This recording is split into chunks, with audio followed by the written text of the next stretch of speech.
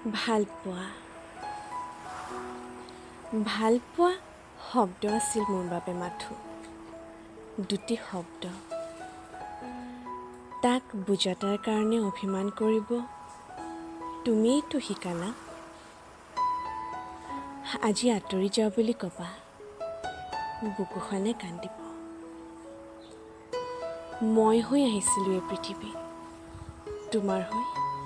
গুচি যাব বিচাৰিছোঁ জীৱনৰ বাটত তুমি মই হৈ নহয় আমি হৈ খোজকাঢ়িব বিচাৰিছোঁ তোমাৰ স্পৰ্শত প্ৰাণ পাব বিচাৰিছোঁ অভিমান কৰিব শিকোৱাজনলৈ আৰু অকণ অভিমান ঘটিব বিচাৰিছোঁ অনুভূতিবোৰক